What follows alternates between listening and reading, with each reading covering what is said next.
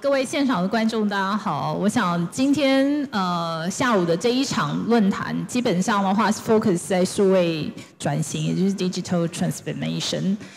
我们今天早上应该这3位讲者都有自我介绍过，而且有分享过他们一些看法哦。那针对这一场的话，我想我们今天的话呢，主要大概分2个部分。第一部分的话，还是请他们谈一谈那个数位转型这个议题，然后对于他们工作上以及对于他们的国家的一些影响和实际的做法。然后另外的话，我们会留一点时间，然后给各位发问。那各位应该已经很熟悉啊，就是直接可以线上问题。然后呢，我们前面有一个这个荧幕，它会秀出来，然后我会帮大家来问。所以请大家千万要掌握机会。Now, welcome 3 of speakers and also panelists. And we are actually very interested in digital transformation, this topic. And I know 3 of you are from Europe, different countries. You have a lot of experience and can share with us. So my first question is actually this, that how digital transformation has impact to kids' contents, especially for the industry players and of your countries and also your business awards. Okay, so shall we start from probably Kalle, because you just share a lot of practice from Norway. And would you like to tackle the very critical part and share again to our audience? Well, as I told you, NRK Super has a strategy for this, which is divided into 5 parts. I mean, they have the schedule program is gone. The future, maybe half a year or 1 year, and then there will something new will be coming. Yeah? Is to publish everything on the net, the player, and then you have to learn them from the beginning, from they are very small, and they watch on iPads and mobile and everything. They watch television, and which means that a program like the Mini Kids is usually the first program the children watch, and it's a Norwegian narration, and in the Lappish country part, it's a Lappish narration. And so you have to feed them with programs for the right age and try to keep them as long as you manage. And usually they drop around 10, 12, 13, 14, then it's not good for them to watch the program that their parents advise them to watch. Then they want to watch something else. But if you have fed them in the beginning, maybe, usually they will come back when they settle down and have their own family, and maybe they bring the children into the same NRK Super universe. So I think this is a long bridge that you have to build, and you have to use the parents' experience from when they was young to bring this experience into the children's mind and the way they watch television. So it's not done like that, even if the changes are like that. You have to spend years to build this relationship, I think. Thank you. Thank you for Kalle's observation. And how about Australia? How about your observation about digital transformation in Australia? So, Bernadette? I think all the platforms in Australia are obviously wanting to be where the children are, so they all have streaming a streaming platform, whether that's the commercial networks or the public broadcasters, because that's where the kids are. They also want to have a presence on social media where the audience are, and that might mean that that is a promotional tool to send to give the audience, to give kids a taste of a show, to then send them back to the streaming platform. They'll make some content that is specifically for those social media platforms to build the engagement. So they're trying all sorts of different things. I think the other interesting transformation in the digital space for the producers and the content creators is that all bets are off. It doesn't matter what episode length you have. It doesn't matter how long a series run needs to be in the streaming world. So in children's television, it used to always be about 26 by half-hour episodes or 52 by 12-minute in animation. Now it can be the format length and the episode length that works best for the story that you want to tell. Single standalone episodes we're finding don't work. The audience want to be more actively engaged and build a relationship with the characters on streaming. But I think there's different types of content for different digital platforms.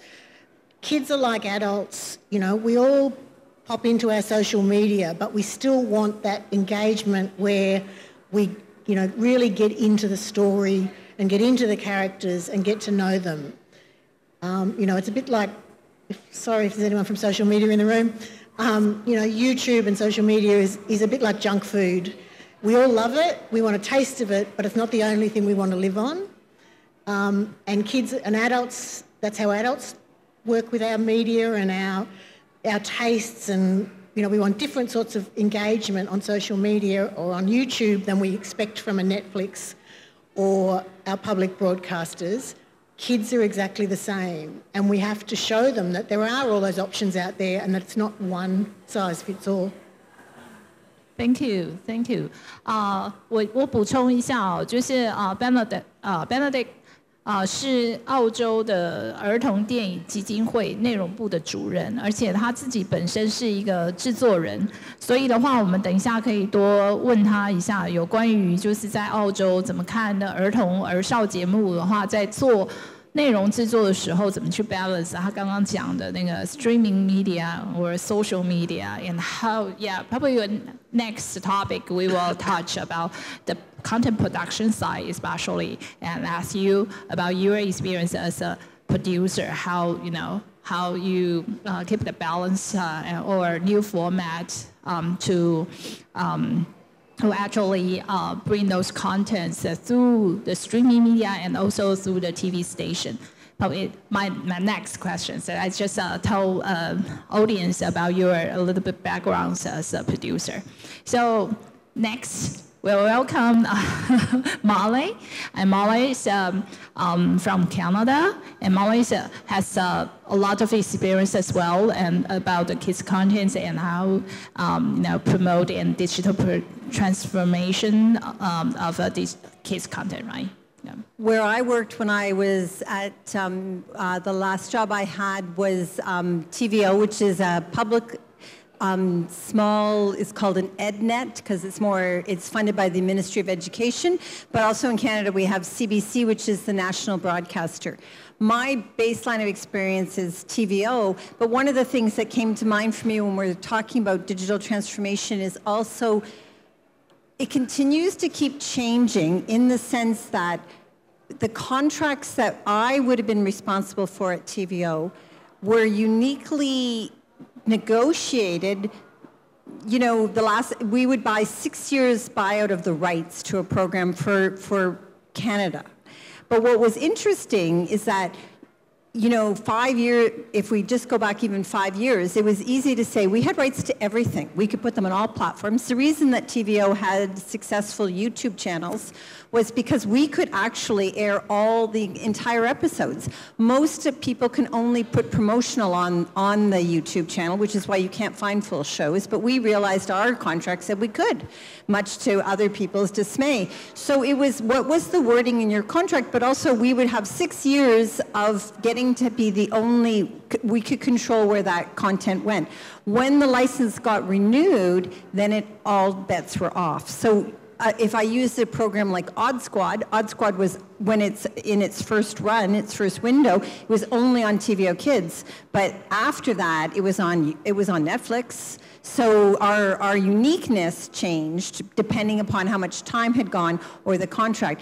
Do I think that TVO would be able to negotiate that same contract today? Likely not. Not for 6 years. It would be again, when I was there, we had numerous contracts that would only give you 1 year of exclusive. Not for broadcast. Broadcast, everybody is happy to give you. It's the online that everybody now wants. So the contrast was, if you're the keeper of the IP, you're wanting to get it on as many digital platforms as possible, but certainly in Canada, the broadcaster triggers a lot of you going into production, so the broadcaster wants as many rights as possible, and it's just, it's a changing time. Like the broadcaster, of course we still would want 6 years. Why would we not? We had it, we want to keep that.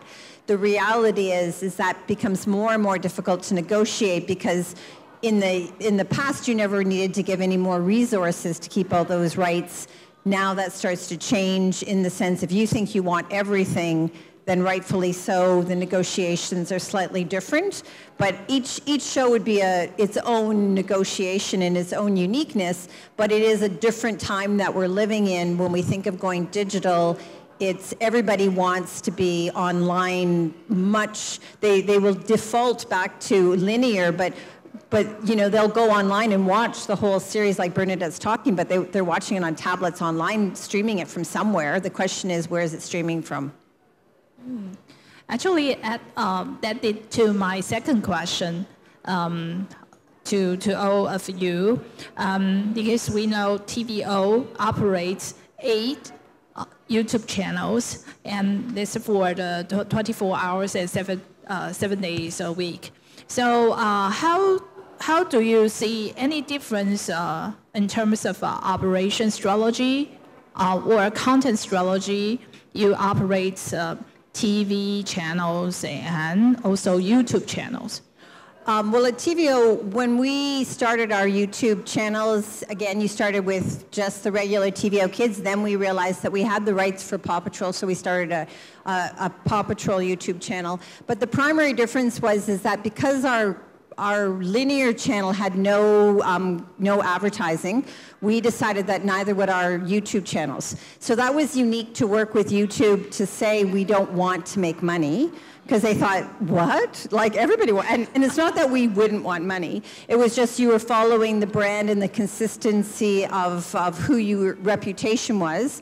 And then once we started with, the 2 channels, then you realized you could make different types. Certainly during COVID, we realized we could make a science channel, we could make a math channel, because we had the content, we just weren't curating it that way. But partly, a lot of TVO's growth on YouTube was because we did not have an app. Many years back, it was decided by upper management that an app would be overly popular, ironically, but that would mean you were going to be paying a lot of money on streaming. And so it's always a roll of the dice, which way will the future go? At that time, no one was sure, so they opted not to get an app. But our more or less our competitor would be CBC Kids. They launched a wonderful app that's called GEM, and GEM could put programs there as well. So the growth for CBC Kids was on GEM. TVO Kids had to find somewhere to grow, so we grew on YouTube. Then they continue now to grow on Roku or other platforms where they're not paying to actually be streaming, because that was their challenge as a publicly funded provider who was paying for the streaming services when everything in principle was free. Okay. My question to Bernadette about the content production side, because we just mentioned that younger generation are very active on YouTube, IG, and also TikTok. So how will you suggest as a content kids content producers, how we can do any quality kids programs of like a TV station or streaming media, and to attract more kids from the short format, short entertainment format, because we know that those short format videos might squeeze kids' times on educational contents. So how we can win back from kids to spend more times on the educational programs or contents? I think on YouTube, it's interesting, was always short form content, but the data from YouTube now is, and the conversations with them now are they do want longer form content to keep the audience on the platform longer so they don't switch off, go off to another program. The challenge always with all of those platforms is having a channel that kids know, because we know for us we get a lot of people pitching projects for YouTube, but the question is how are kids going to find it?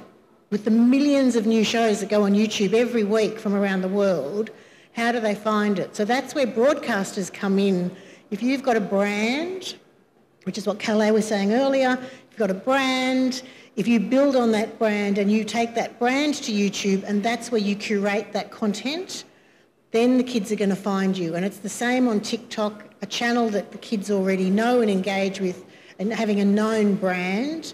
And in kids' TV, what Marney was just saying, it's also about the expectations of parents and families, that content is curated no matter what the platform is that it's on. That you don't want to ruin your brand as a broadcaster by, having stuff on YouTube or on TikTok that doesn't fit the brand. So again, it's about parents' expectation that content is curated and it's on brand and on message for their kids. So, there's lots of great ideas for those platforms, TikTok, YouTube and those sorts of things, but it's where you put them on those platforms that kids are going to find them or that the kids are already going. Because just to make content, make a kids show for YouTube and just put it out there, the likelihood is it will get very few views and it won't be found. Because it comes down to marketing, again, which it was talked about earlier today. And it costs a lot of money to market your show on YouTube and pay YouTube to, have your show rise to the top. And as content creators, we never have that sort of money. So we rely on the broadcasters again. It all comes back to the broadcasters. And my question to Kalle, because you just mentioned that parents are very important to actually work together with the kids and to consume the contents and also enjoy the TV programs. And to this area of digital era, and how will you really suggest Taiwan parents that how we can see, manage the kids, or we would don't say control the kids, but manage the family times and also kids entertainment times, and to make a little balance and make a perfect fit about this digital and physical world. Well, first of all, I have first of all about YouTube. YouTube it's there. Yeah. And as I told, we broadcast a lot of the programs on YouTube, and we also take the YouTube profiles into NRK Supers as presenters. So and they bring their public with them to NRK Super. So we try to steal the YouTubers. Yeah. The other thing about children and parents, NRK try to make a lot of family programs, especially in the weekends, Friday evening, Saturday evening programs that are interesting both for children and family. it's very often a kind of game show or something like that. But they try to make family shows to bring the family together. And you also talked about educational programs. Yeah, I'm talking about the family times because we can observe that before digital era, that family sit together and watching TV, like enjoy the happy family time. And nowadays, most likely kids are watching, TikTok at their own room, and parents and probably mothers and see, see drama and father enjoy other movies. So how will you suggest parents, how we can just, probably introduce more like family contents, and we can also watch together? Or do you think any good way to bring content and parents and sit together to enjoy like kids, or not say kids, young adult content or TV program? If you make good programs, I think that's the best way to bring them together. Yeah. If you make lousy, boring programs, the children will go to their rooms and watch something else. And I remember some years ago, before the big streaming, we made a documentary series that was very serious about children at hospital with different. One had cancer, one was broken their legs, but we followed these children and their parents in the hospital. And that was this kind of program with real content and with real persons and with feelings and well directed. Was one of the programs that really brought the family together, because also a lot of the children needed someone to talk to after this kind of programs. So it is possible. It's hard, it's possible, and you try to work for it. You have to work for it. Yeah. Yeah. Kalle, your Christmas program, your 24 Days of Christmas, would that have a family audience? Yes. So special holiday programs like that. Yeah, and the whole family is watching. The whole family. Whole family is watching. Yeah. High rating, but very expensive. Yeah. It looked it.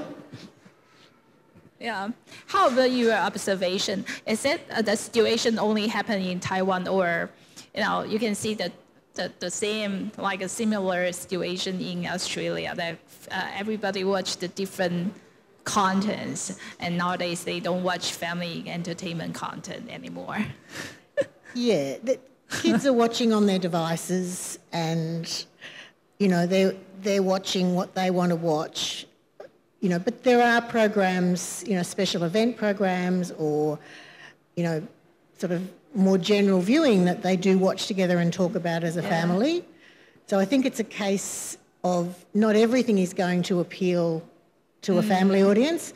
And also kids want that sense of ownership of the show. That's true. So they want that sense of ownership, that it is just mine. It's not for my parents, and it's special to me at my stage of life. And so you've got to give them that. But then that doesn't mean there can't be those special event family programs where the parents are happy to sit and watch with them as well. One of the things that TVO Kids started probably maybe 3 years ago now was a newsletter that was obviously going to adults. But some of it was to help parents understand the value behind a show.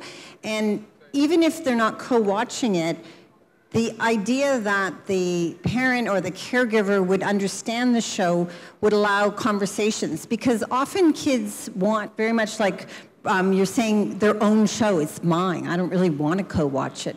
But they want to talk about it. And if you can help the adults understand the intentions and the breadth of all the good work that went into that show, there's a possibility that a meaningful conversation can happen about it. And it's important that kids get a chance to explain. I mean, if you have ever tried to speak with a child about Minecraft, or any, like Roblox, Minecraft, they'll talk forever about it because they really love it. So the trick would be as well is that trying to allow programs that are made particularly for that audience that maybe don't interest adults, but finding ways so adults can understand the value and then be engaged in conversations around it, because that'll allow the children to talk about why they love it, and again, can build that respect to they may love something that you don't like as an adult, but if it was well made and well crafted and it's coming from resources that you trust, then how wonderful is that? Yeah, I totally agree. Yeah. I mean, there are also shows that are made specially for kids that, you know, when the parents catch up and see it, they go, oh, that's funny, I'll stay and watch that. You know, Little Lunch was the classic example of that, and Bluey is another example of that. One a preschool show, one a primary school show, where it wasn't intended for the parents, but the parents love it as much as they do because they caught a glimpse of it, they laughed, they recognised the stereotypes of the characters, and, you know, the producers of those shows are rock stars to the parents as much as they are to the kids when, you know, when they go out to the school playground to pick up their own kid or whatever, because the parents got really engaged, but that wasn't the intention. Those shows were solely developed for the kids, but they are so well crafted and well written that, you know, the parents love them as much. Yes. How about you? Yeah, I just want to give you an advice, because I have to come back to this Christmas calendar, which is very expensive. But what we learned is that if you use more than 10% of the budget, it takes away the resources from other programs.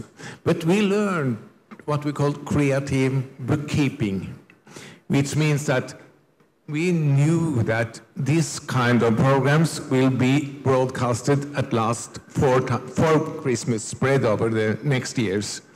And so we have a kind of circulation of this kind of programs. So we took 30% of the costs on the first year, 25% on the two next times that we broadcast in, and 20% the last time. And the rest is free, which means that if you have a very expensive program that you know that you will be broadcasting more than one time, you can put part of it on the first screening, and then, or when you put it on the schedule the first time, and then you can rerun it in a way. It's more complicated now with the streaming system, but still we managed to do it that way. So anything to add on this topic? If not, there's several questions from audience. So I will try to shoot those questions to all of you. The first one, does OTT platform and broadcaster has different approach to kids' contents in terms of serialized or episode show format? I'll answer that one. This is an English question, so I just... Yeah. It was basically OTT broadcast when you're releasing your shows. Yeah, the shows, the episode. For TVO Kids, what we did, again, every broadcaster will have their own strategy and plan and use it differently. For us, we did it everywhere on the same day on all platforms. that was just a choice we thought made it sound, it was like saying YouTube's 24/7. Of course YouTube's 24/7, it's the internet. But it sounded really good in a press release. And so when we would launch a new show, it would go online on any possible place that we could have that full show. It would all go out the very same day. Other Canadian broadcasters wouldn't necessarily release the shows that same way. The reality is that we also, because we would have had all the online rights, we could put 6 episodes up at once on our website or on YouTube, or we could put one at a time. That again played out depending upon time and place. Was it episodic? Like we've had, some like All Around Champion was a sports, kind of a reality show. So you didn't want, it was only one a week because you didn't want to wreck how it was the excitement that was building around that story. But if it was just regular episodes, then we wanted them to try binge watching. So you would often release them all, like I might have put 6 episodes online, even though linear broadcast was still only doing 1 a week. So, and then sometimes it also gets tied up in what rights you had. So it is, everybody would have a different strategy, in Canada at least. Yeah, with ABC in Australia, with the drama series, they tend to, on linear, they're doing them either 1 a day, generally, as the first release, but on the first day, dropping the whole series on their video on demand service. So you can have, depending on where the audience are, you have both options. And I think if I got the question right as well, it was also about serialised, like whether it's changed with the OTT and streaming platforms. In kids, we used to have the question asked by broadcasters, can the episodes be shown out of order? The episodes stood alone much more, and they might have a very faint serialised element to them. Certainly now, in our experience with all of the major SVODs, in kids, they're very much looking for that serialised element to keep the audience watching and coming back to the show. They don't want them to be able to jump off and go, oh, well, it doesn't matter if I don't come back to it for another 2 weeks, and then may never come back. They want that serialised element, that hook at the end of every episode that makes you want to come back and watch the next episode, whether it's tomorrow or whether it's immediately, depending on the kid's schedule.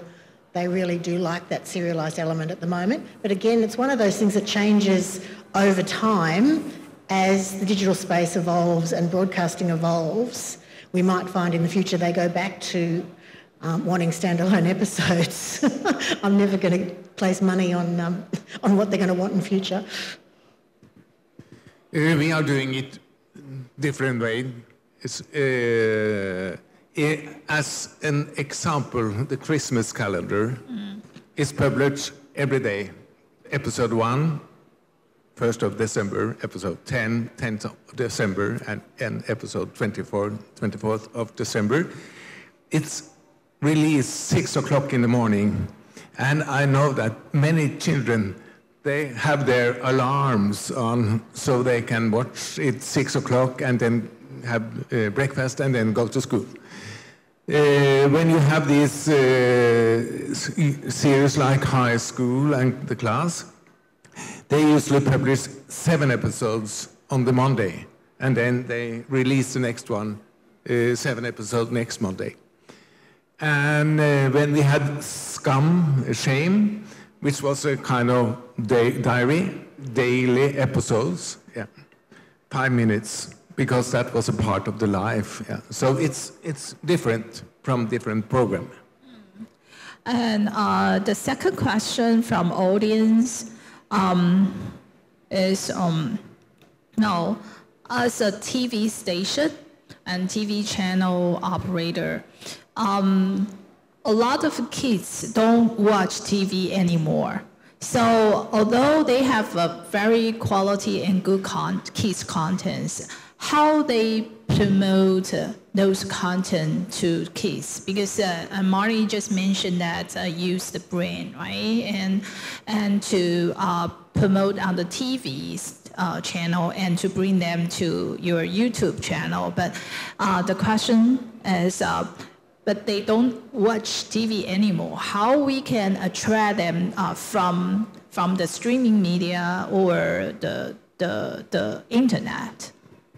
It's a very complex answer, and for sure it changes all the time, but it does come back to really valuing marketing and outreach. So again, depending upon what you're trying to make sure they're aware of, you might, in Canada, we might have used our library system. If you could get, there's a lot of reading programs in our library system that if you made the people in the libraries aware of TVO Kids, then they would tell families to use it.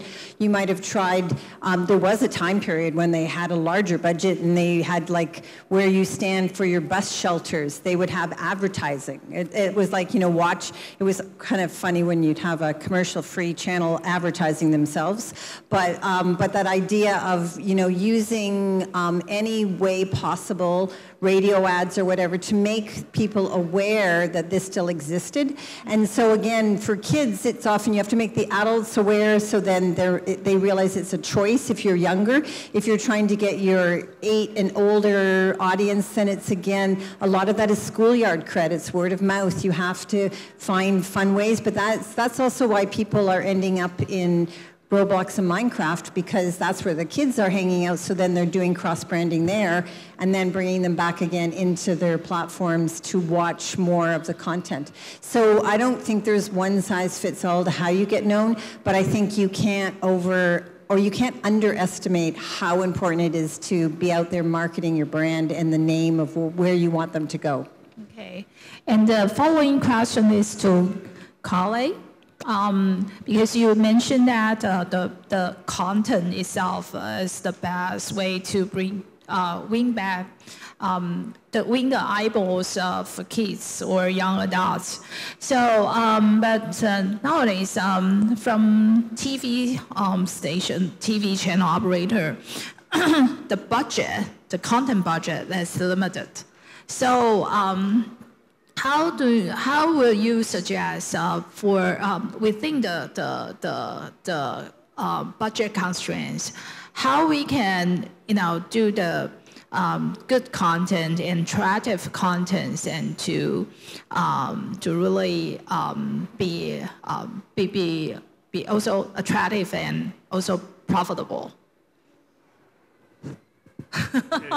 It's a very challenging question. Hard question.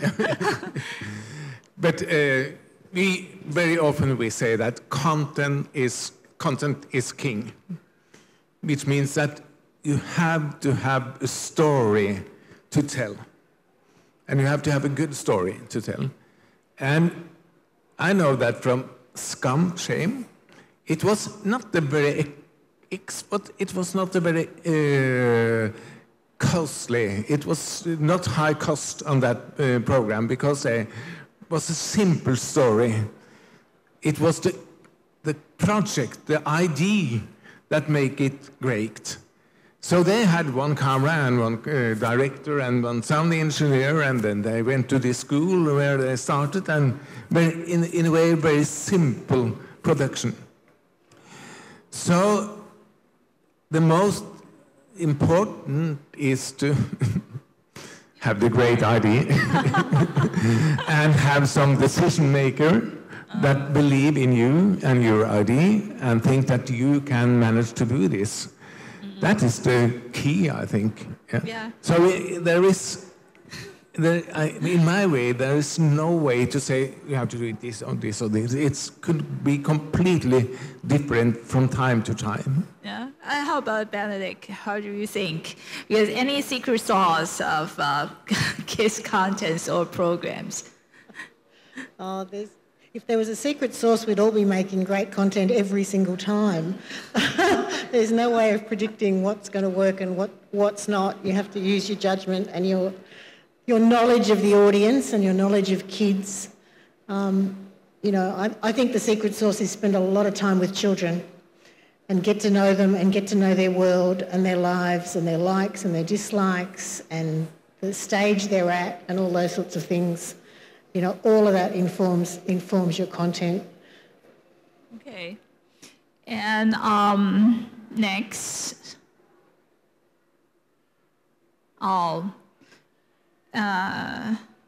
another question from TV station operator friends. Is a lot of kids TV station, especially kids TV channel, would like to build up their own their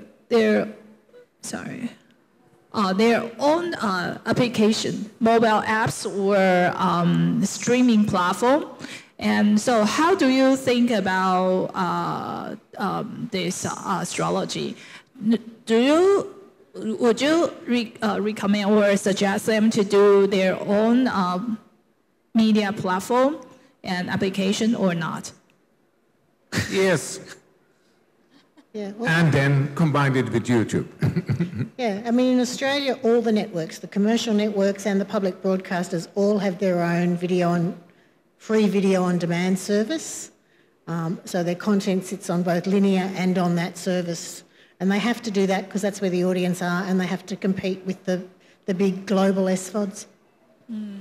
How about you? Well, it would be the same idea, but the interesting thing always is that they're costly. So, and you have to get found once you make it. So, you know, CBC Kids, luckily, is on GEM, which is where all the adult programming is.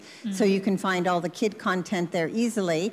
Versus TVO, and TVO Kids is using all available platforms and like the Rokus and whatnot to be there. But is that enough? Probably they wish they had an app. Yeah, I think different from my view and observation, because my video operated by Taiwan Mobile, we work together with BBC Kids, and we broadcast those BBC Kids contents, VOD contents on our platform, and we promote it together with other kids contents, and to really actually are very successful. So I believe BBC has their own applications in UK, but they to international promotion or marketing, they work together with other OTT platforms. So I believe there's several different approach and different strategy in different area or markets, and that doesn't mean that, you know, any secret source or you know, how it probably depends on the market itself and audience. So that's I think that's the view from panelists and myself. Okay, we do have another questions.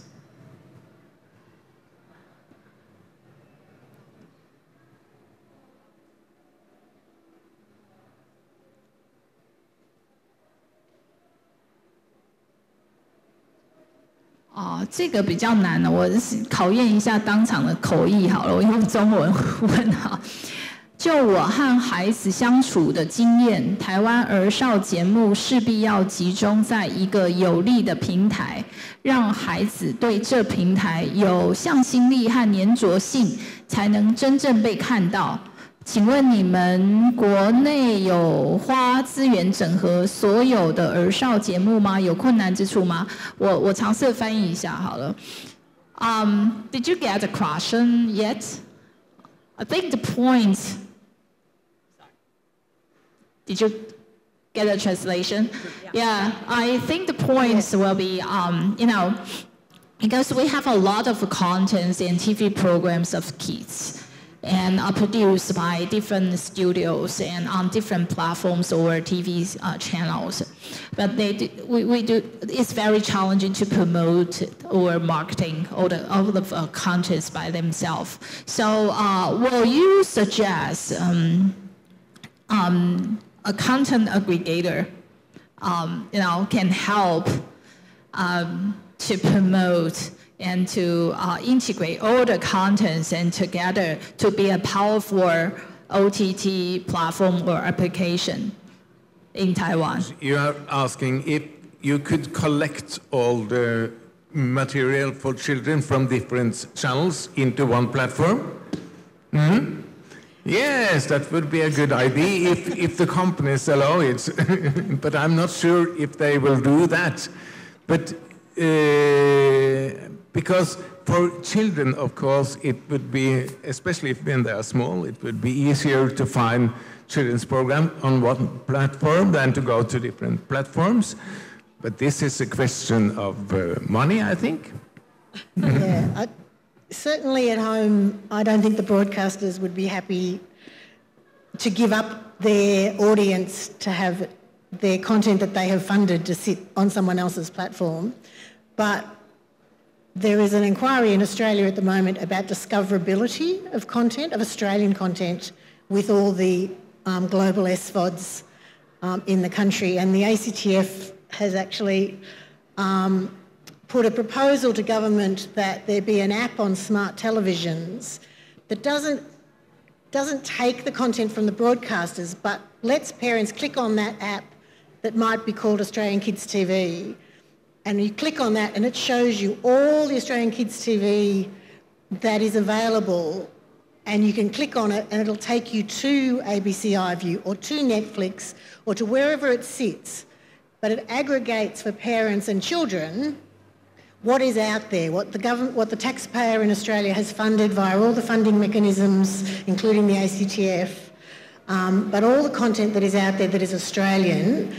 So it literally tells parents in one spot, or kids, not parents, but kids in one spot, this is what it is, and you click on it and it takes you to the platform that it's on. So the platform's losing nothing because it's taking the audience directly to them and probably taking an audience that they don't already have directly to them, but puts it all, aggregates it all in one place in an app on the front of a smart TV alongside the Netflix logo and the Disney logo and all of that. So it doesn't exist yet, but that's the proposal we've put to government to enable parents and kids to find the Australian Kids content easily when it sits on so many diverse platforms now. I want that. So do we. And I can only speak from a personal experience. When CBC was starting up GEM, they of course would have loved to have had all of the TVO Kids content, and I, in my lovely manner, said, what? Why would I? No. And the logic at the time was, oh, but it's not called CBC, it's called GEM.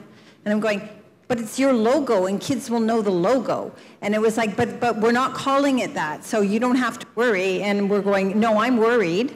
If what we've worked on, kids don't understand the brand recognition, then why do they need us? And that's really because everybody was publicly funded, and you're trying to, make sure that your small little niche of dollars doesn't go away because you end up in an aggregate situation online. But an idea such as what Australia is doing would be brilliant, because then all the players still don't lose their audience. They're actually probably discovered much easier and found easier because the kids are picking from the thumbnails of content they know of, and then it takes them to those places versus only one place only and they own everything.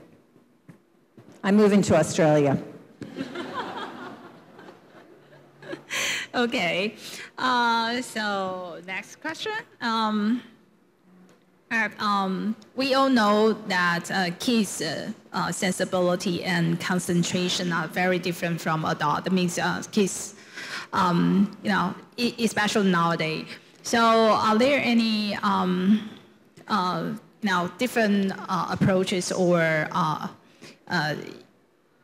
digital advantage of digital platforms you will leverage?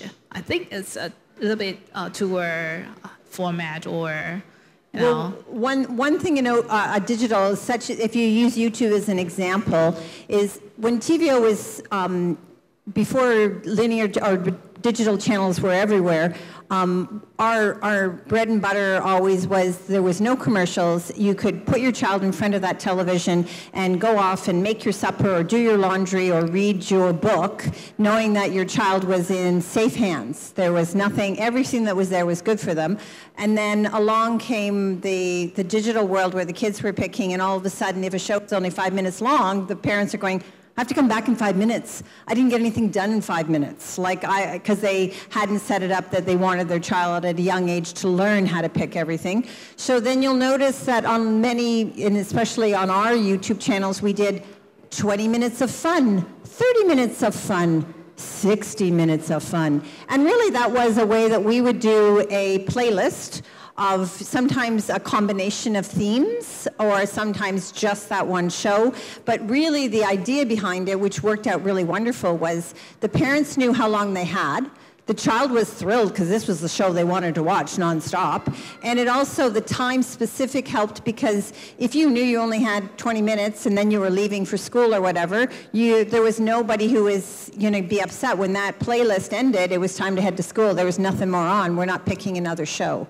So we found that the YouTube gave you that ability. But of course, while you have those new choices and abilities online, you also have to recognize you've created new jobs, not necessarily new hires, but new tasks that had to be done, because a good playlist has to be well built. It isn't just stick up the shows in any order. You really want people who know the shows to find flow between the shows, to not be repetitive. So in actual fact, that's one of the challenges of when you end up with more digital choices, who is doing those curation of those various channels and whatnot to make them as robust as a broadcaster. You had the network team that helped you schedule the channel. This is the same thing. You need to have people who know your content to curate it the same way you would for a regular linear channel.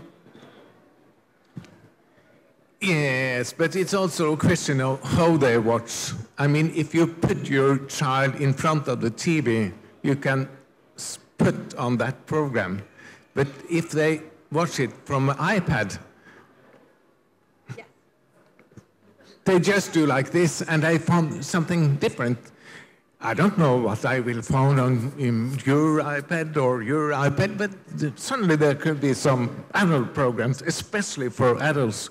So, I mean, you have to have a little control of, especially if they use their iPads or their mobile telephone. It's very easy to navigate into something that you don't know what they are watching when you are making your dinner. Want to add something? No. Okay, then go to the next question, because I think I'm totally agree with the knowledge of sharing just now about kids will love to share or discuss several topics with their peers at school or during their friends. So the question is, so do you do a lot of marketing, or you suggest kids channels do marketing on the social media platform to promote those content? Do you think it's very effective or not? Well, I think marketing is really important for the audience to be able to find a show. I mean, with smart TVs now, a kid can just say, find Paw Patrol, find Bluey. They don't care what platform it's on, and they won't even know what platform it's on, because the television will just take them somewhere that it is. So you do need, so marketing becomes really important, and marketing anywhere that kids are. And if that means, marketing on social media, giving them a taste of stuff on social media, on YouTube, on, TikTok, on Instagram, then yes, I think, networks, whether that's an OTT, an SVOD, an AVOD, an FVOD, or whatever, has to market. Otherwise, how are kids going to know the show? How are they going to know what it's about, whether it's going to appeal to them? Anything we can do to get to that, using social media influencers to critique the show, to talk about it, things like that. Unfortunately, all those things cost money, so it does tend to be left to the platforms, the broadcast platforms, whatever form they are, to do that, rather than the producers. So we rely, in Australia, we rely very heavily on the broadcaster to do that, to promote the shows. Unfortunately, they don't always do a great job, so often the producers are also putting some money aside of their own to supplement that and try and get the word out.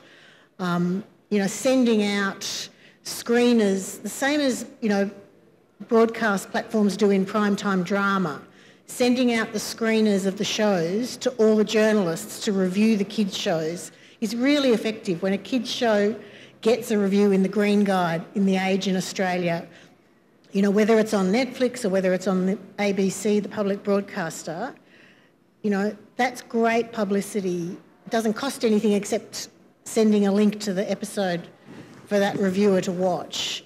Parents read about it, grandparents read about it. Kids don't read that paper, but, teachers are parents and grandparents. They can mention it to a kid, say, oh, hey, I read about that. Have you seen it? Whatever. Any means possible to promote it and market, try it. Okay, next question. How do you think about Elsa Gate? Do you know Elsa Gate? No. I would consider this is not a very good content to kids on YouTube, right? 那个是吗？现场有人知道 Elsa Gate？ 好 ，OK. Then do you think we should enhance our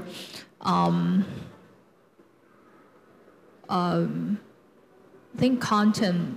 我用中文问let me use it Chinese. It's about the management mechanism and on social media, on streaming media or social media to protect the kids and young adults from the unhealthy content. So, do you think we should enhance those management or monitoring mechanism? And how about the government's role? And because the government actually do all the monitoring on the TV channels instead of the streaming media and social media platform. So do you think we should, encourage or say is it necessary to do the same thing, management mechanism to the internet media platform? Well, this is the big tension with social media and YouTube, Facebook, Instagram, TikTok is, they tend not to be policed or moderated. I know in Australia the ABC Children's Department did have a Facebook page. They shut it down because trolls were making comments about caste in children's shows and things like that. So they've completely gone off Facebook as far as their children's presence goes. But that in YouTube you can disable the comments so people can't comment, but you can't control kids clicking the wrong button and going somewhere, and that's where your SVODs, your AVODs, your OTT platforms and your linear broadcasters, that level of trust and quality and curated content and that safe space is really important. And that's the point of difference. That's what those online platforms don't offer to the child audience. There is much less level of control of where your child might go when they're out of your sight on those platforms. And unfortunately that comes down to parents and being engaged in what their kids are viewing and things like that. But that's the advantage of your curated channels, your mini Momo, your public broadcasters. That's the advantage you have, is to get that message out, create the best content you can and get the message out that, that this is curated. It is specially for your kids, your local kids, because those other platforms are never going to be able to say that. And it's true in a sense, like you said, it's remained a bit of a Wild West in the sense of children can go to places that you would never want them to go to or expect them to go to, and it's just in a swipe they got somewhere else that they were curious about. But the challenge would be, on TVO's history, when we decided we would go on YouTube, we went on YouTube when YouTube Kids launched in Canada. So we felt, oh, well, this is perfect. We don't have an app, but YouTube Kids is an app. That's fantastic. We're just going to be on YouTube Kids because it's a safe place. But then we learned you can't be on YouTube Kids unless you're on YouTube, because YouTube Kids is fed from YouTube. So then we went, oh, so now we had to decide to go on to YouTube, where we were worried about the Wild West. But at the end of it, it was when you did your comparison to all the important players in the kids' landscape. At that time, 8, 10 years ago, everybody was already starting to be on YouTube. And the logic would be, well, caregivers and parents are due to also help raise and be aware of what their children are doing. So as a broadcaster, do you own that sole responsibility? And it got very, very complicated quickly because there is no simple answer. So it is, like you say, that is the value of having, a streamer that falls right under your, your repertoire, where you can control everything. It's a tricky one, because for sure TikTok is popular, Insta is popular, and that is where they are. But the challenge is we can't control all of it. And the YouTube Kids app is interesting because it is sort of curated. Only certain shows are on the app. But they decide what is on that app, and it's decided by the numbers. They've sort of said to us when we've tried to explore it, decided on the number of views you already have for that show on YouTube. So they sort of invite you to sit on that app. So you can't just say, oh, well, I've got a kids show, I want it to be in a safe space, let's put it on the YouTube Kids app. It doesn't work that way. Absolutely, that's exactly it. Okay, so probably the last question, because it's about time. About the TV program. From your different countries, from Canada, Australia, and Norway, does your TV program has how to say, because in Taiwan, all the TV station programs are actually 45 minutes per episode.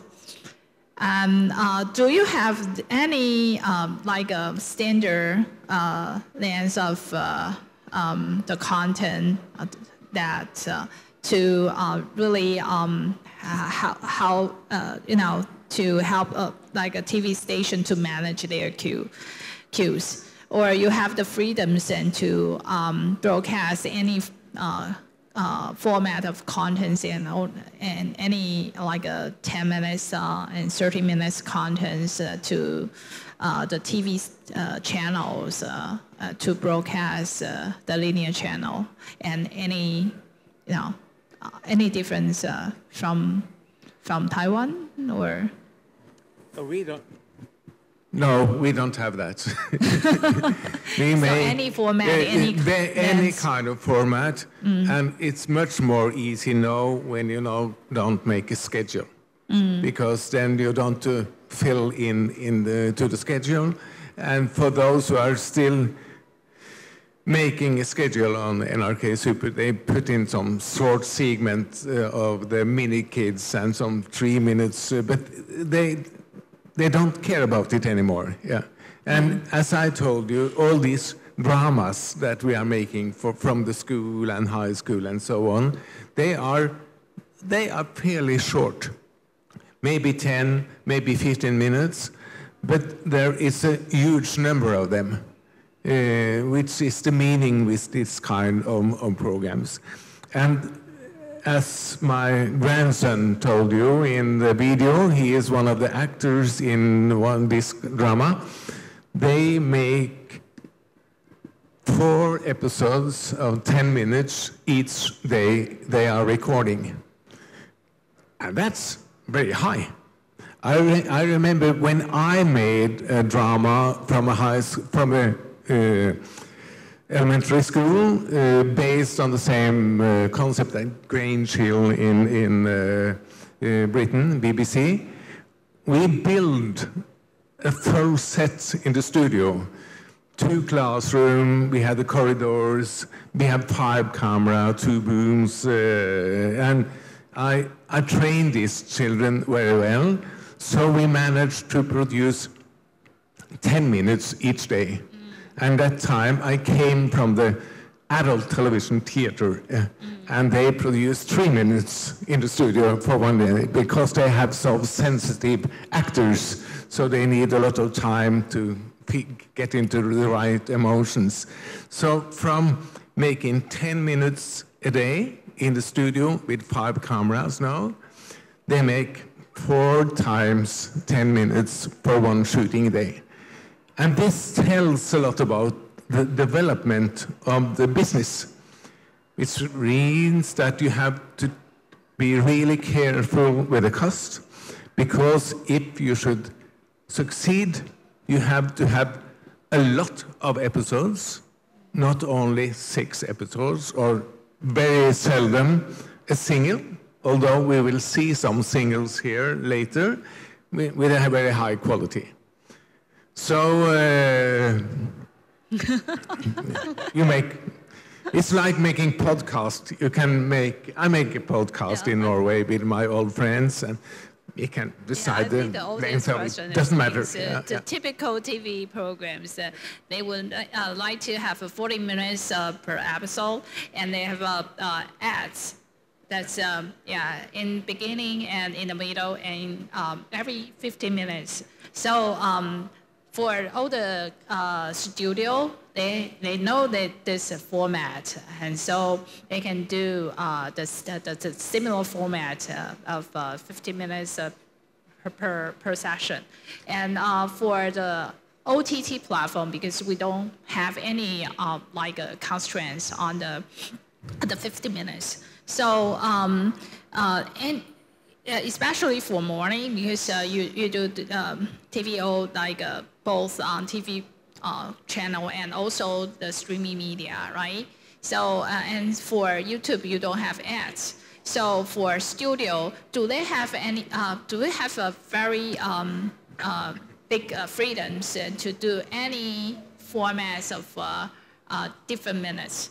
Well, content? The interesting thing is that there was always very set durations. Like you say, when I was much younger, it was 28:50, not 28:48. It was 28:50 exactly.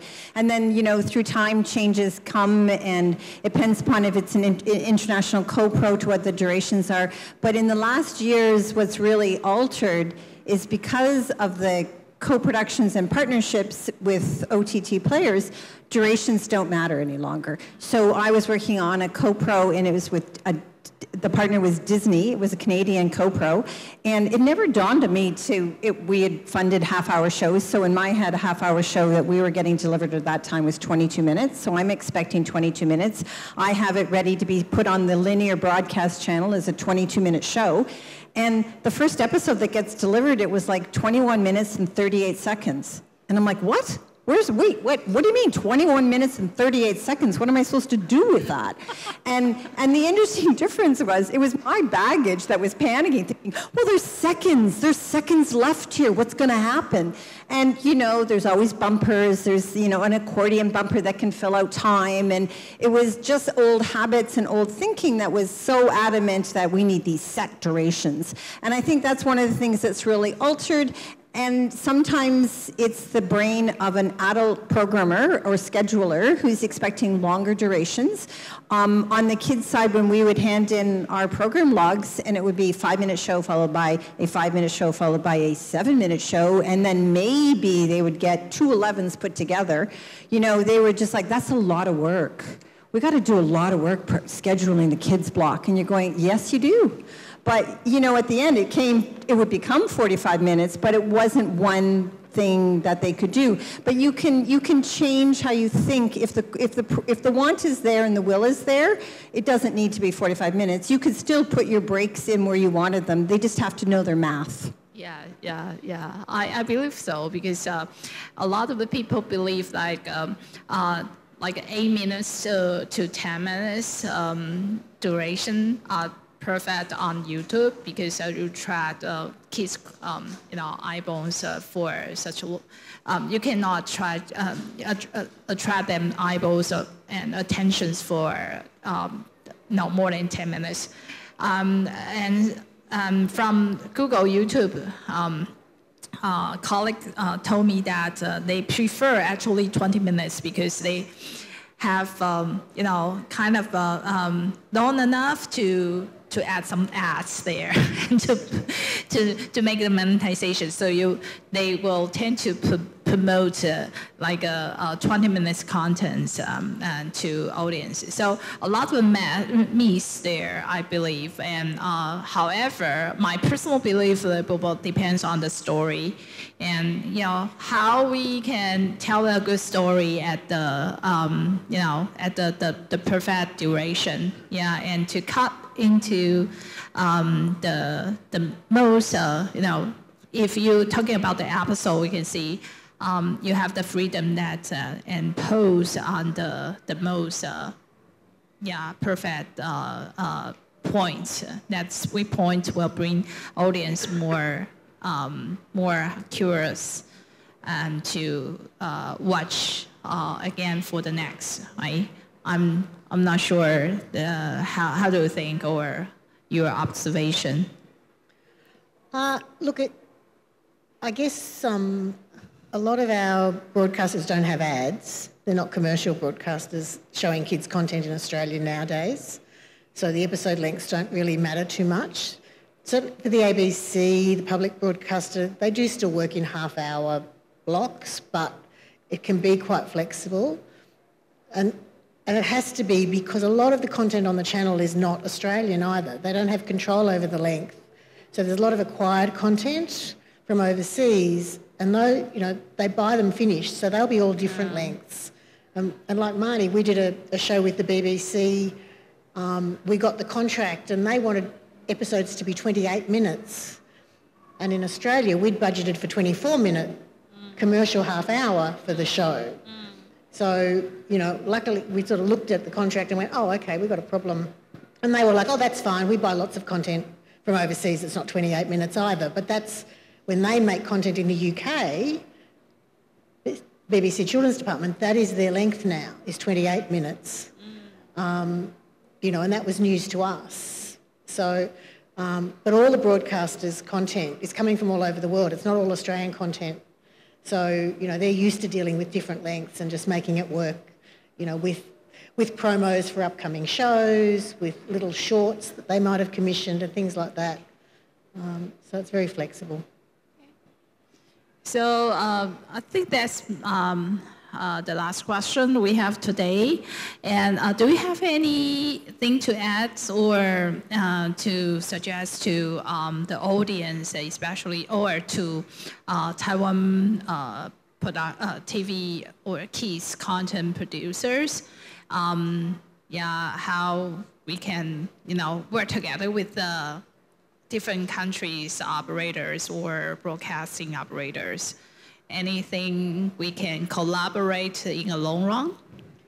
Look, I think it's worth, and we've done it in Australia, where the public broadcast. We've had shows with the public broadcaster where we've collaborated with a global SVOD, where they've been happy to share the rights in Australia. They want to be good corporate citizens. They want local content on their platform, so they've co-commissioned a show. So don't be afraid to sort of, think maybe I can have more than one broadcaster, even in the home territory, on a show, if that's the way to raise the money to make the show. So I would just sort of say, think outside the box a little bit, maybe sometimes too, because they also want to be seen to be doing the right thing in all the countries they're in as well. And if it's local content in a local language, they might come on board and let the local broadcaster have the first run, the first release and go second and put some money into the making of the show so that you have a reasonable budget and things like that. So I would say that rules are meant to be broken with good reason and good logic, and an understanding of why you're asking somebody to break a rule is an okay thing to do. So if you're coming, like you were saying, you can change the way that funding models come. You can pitch a new idea saying, can we share? It's the holiday season. Let's all think differently than our norm is. But again, as the person who is pitching or creating or the gatekeeper of the idea, you really have to have done your homework, and you have to know all the different points of view of why the answer should be yes, why they should change rules for you. And most times, if you've got really strong logic and you're passionate and you know why you are asking people to collaborate and work together and change a rule or give more money or do whatever, the passion will win out. And it could be your lucky day. It may not always, but it's certainly worth trying. I'd break a few rules. In the Nordic country, we do a lot of co-production, which means that we can spread the cost for 3 or 4 countries, which make it much more cheap. Yeah, we can have a TV program together with you about the Santa Claus. Santa Claus. So I don't know if you can... special TV program. And the other thing that we don't have talked about today is that children are very competent. They have their mobile cameras, which can shoot in a high-definition recording. They have their iMovies, where they can edit. And I would go out to the Taiwanese children and ask them, can you make our stories, make a competition? No, they don't need to send it as manuscript. They just can send their stories to you. And I'm sure if you ask them, maybe you can give them some advice on the TV.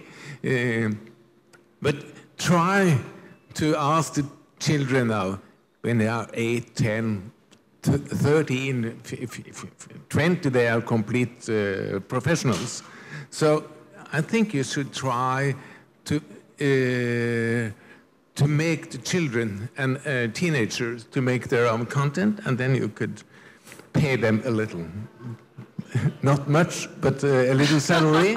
Yeah. Children's work is very cheap, I know, especially in China, mainland China, so you can do it here as well. Yeah. So I think you should try to ask the children to do some work. Yeah. And you will have local content with local children. Yeah, children like to own their programs, and also they, if they participate as a creator, they will be great. Thank you for today, and 我想我们的时间有限，不过非常非常感谢他们精彩的分享。那我们今天这一场的论坛就到这边告一段落。那欢迎大家等一下那个台下的话跟他们多多交流。Yeah, I just encourage audience and can come to you and for any opportunity to work together with you or co-production any good contents. So thank you again, Marty and Bernadette and Kalle. thank you. Thank you.